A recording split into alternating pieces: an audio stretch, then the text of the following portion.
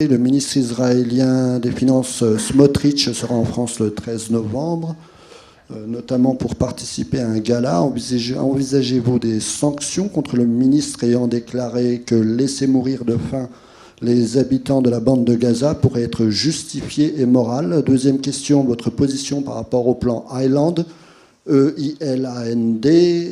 Y a-t-il besoin de précision sur ce plan? Sinon, je le fais. Un plan donc d'Israël qui consisterait à vider le nord de Gaza des civils, puis à assiéger la zone, la coupant de toute aide humanitaire, afin de forcer à la reddition les membres du Hamas, le tout au mépris de la vie des civils qui sont encore dans la zone. Et dernière question, la France est-elle déterminée à ne pas s'impliquer dans les plaintes déposées auprès de la CPI et de la CIJ concernant le génocide commis par Israël à Gaza? Merci. Merci beaucoup.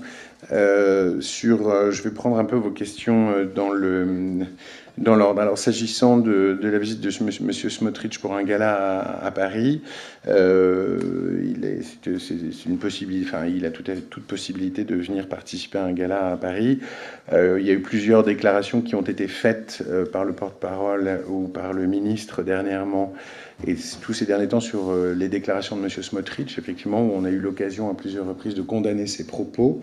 Il a tenu des propos sur la Cisjordanie et sur Gaza que nous avons continuellement condamnés, et nous le referons s'il devait retenir des propos qui nous semblaient aller à l'encontre d'une désescalade dans la région et d'un règlement pacifique de la situation.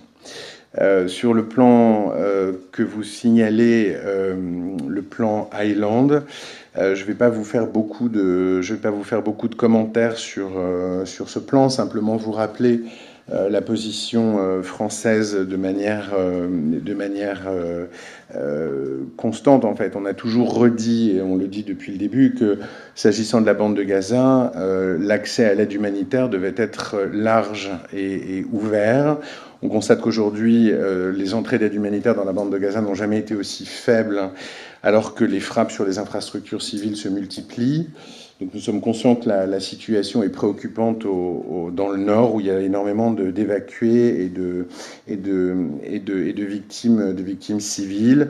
Nous avons souvent rappelé aussi que l'ensemble de ces éléments étaient contraires au droit international, et donc nous avons toujours appelé Israël à respecter ce droit international et donc à assurer la protection permanente de tous les civils et à faciliter l'accès à la population de l'aide humanitaire conformément à ses obligations au titre du droit international qui, encore une fois, s'impose à tous. Donc il faut que, encore une fois, il faut que cette guerre cesse, et il faut que nous puissions arriver dans un premier temps, à un cessez-le-feu avec une libération des otages, et ensuite à un règlement politique de la situation. S'agissant de votre dernière question, encore une fois, je vais vous rappeler un peu des déclarations que j'ai eu l'occasion de faire à plusieurs reprises. La France soutient sans condition l'action des cours internationales, et notamment de la Cour internationale de justice et de la Cour pénale internationale. Nous sommes toujours montrés en soutien de ces deux institutions. Nous avons toujours dit que nous défendrions toujours le respect du droit international. S'agissant des procédures que vous mentionnez, je crois que je n'ai pas de commentaires supplémentaires à faire aujourd'hui.